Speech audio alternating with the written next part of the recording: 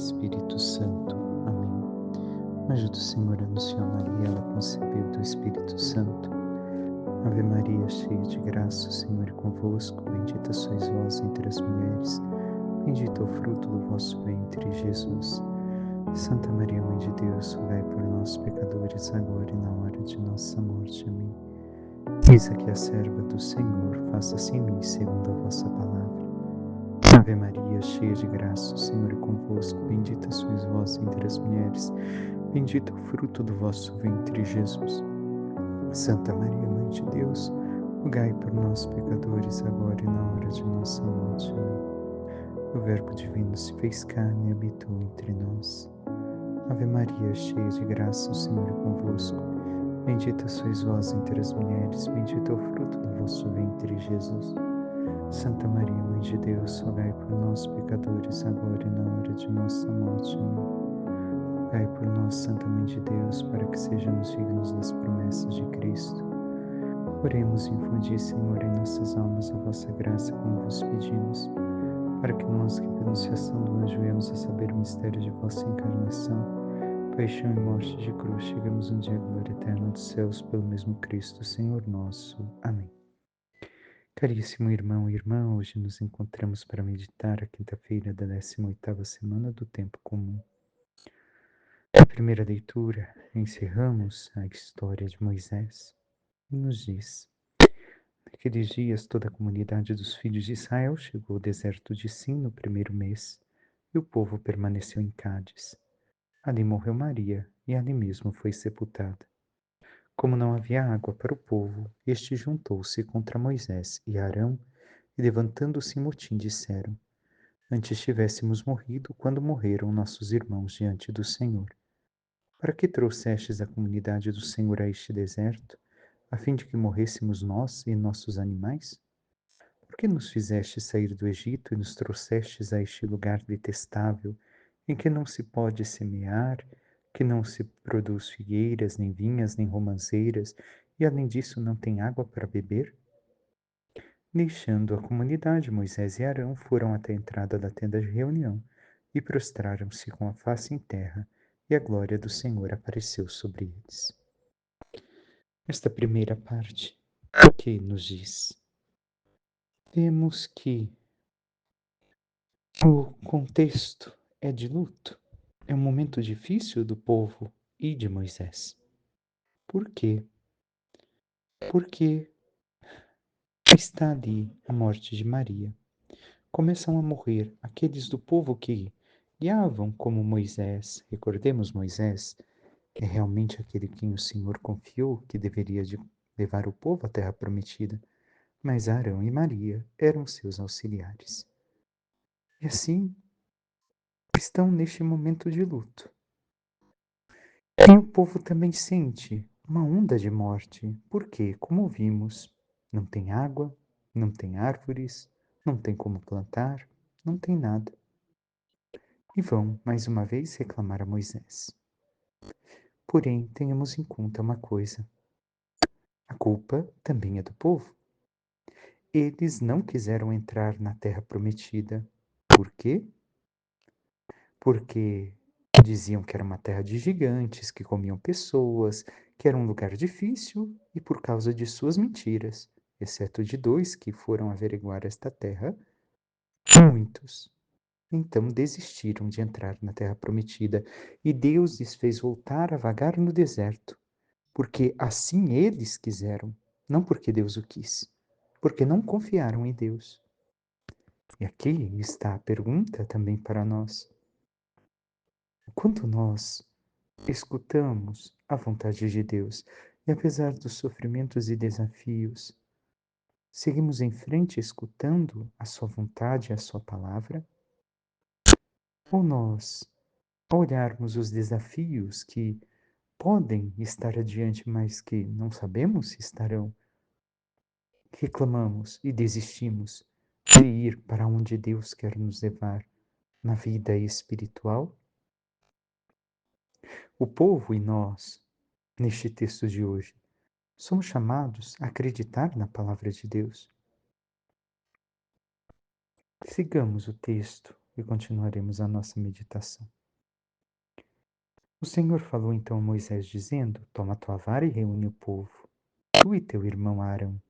Na presença deles, ordenai a pedra e ela dará água. Quando fizeres sair água da pedra, dá de beber à comunidade, aos seus animais. Moisés tomou então a vara que estava diante do Senhor, como lhe fora ordenado.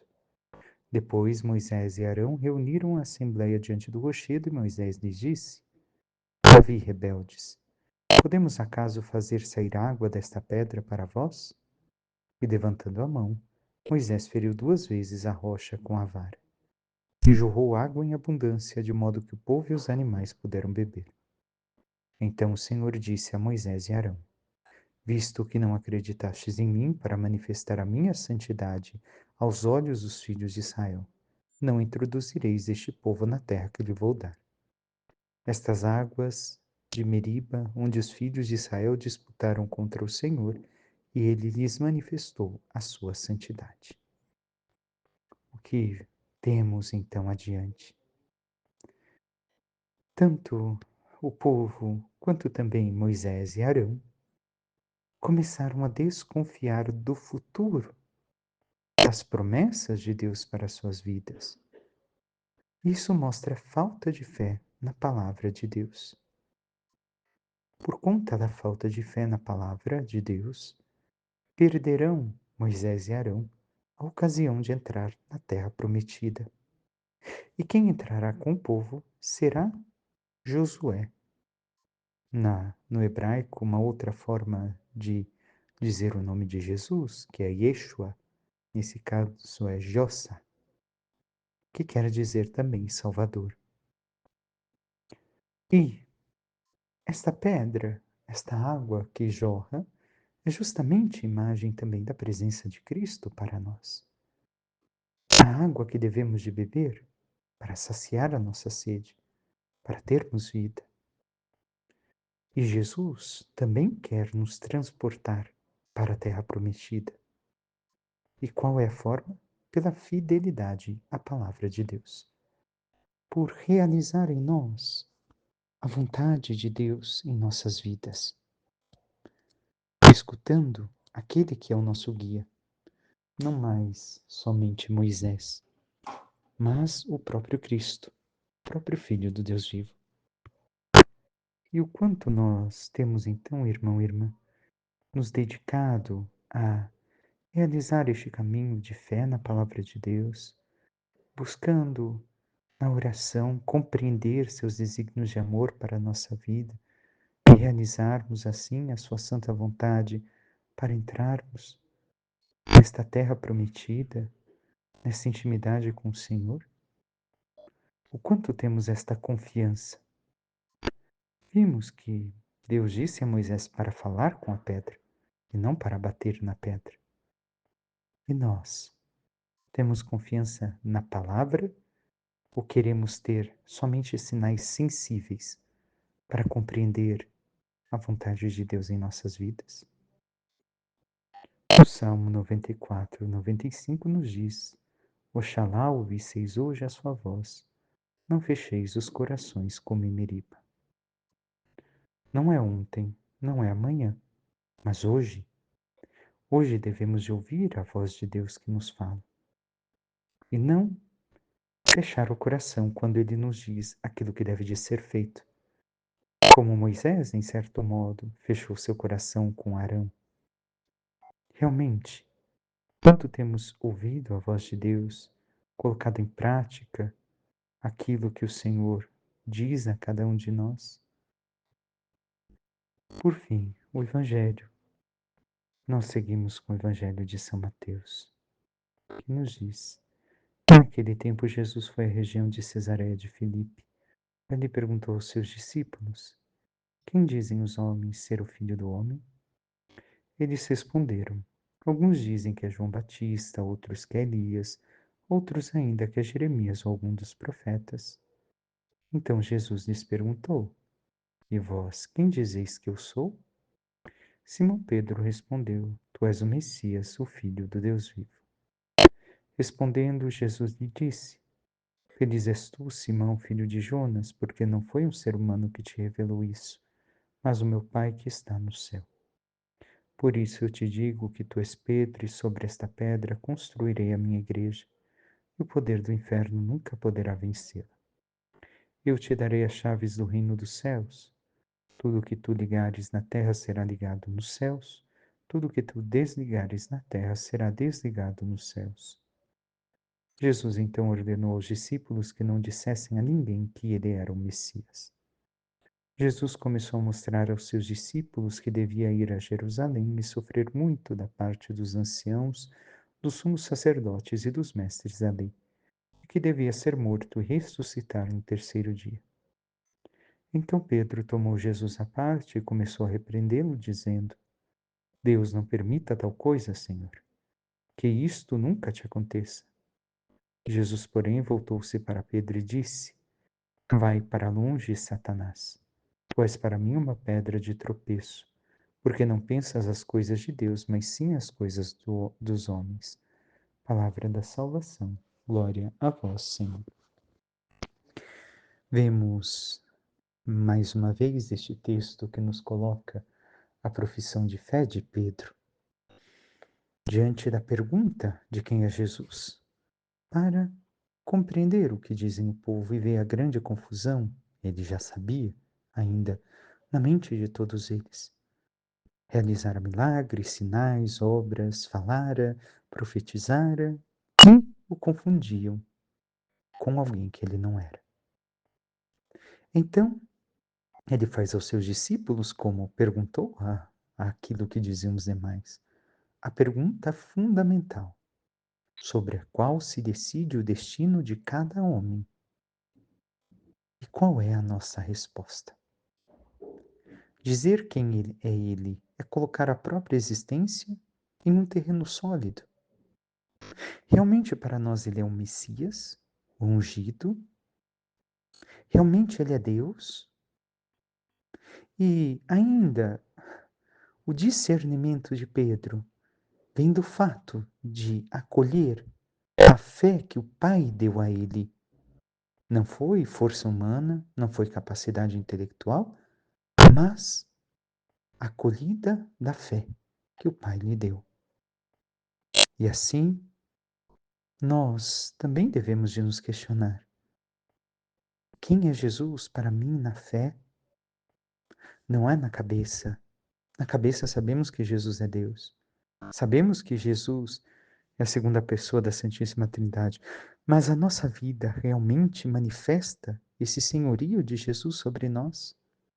Que nós compreendemos Sua palavra, Seu Evangelho, que nós avançamos no nosso caminho de interioridade, no nosso caminho de conhecimento de Deus? Vimos a pergunta, mais uma vez, que Jesus fez, basicamente como se dissesse diante de tudo que estas pessoas viram e ouviram: quem eu sou? E assim também é para nós. Diante de tudo o que vimos e ouvimos de Jesus, de tudo aquilo que ele realizou em nossas vidas, manifestou em nossas vidas, quem é ele? É somente alguém que eu procuro para realizar as coisas quando eu preciso, para me ajudar? Ou realmente é Deus? Ou realmente é alguém de quem eu não quero me afastar por motivo algum? A quem eu quero acolher todas as palavras e viver tudo o que me diz?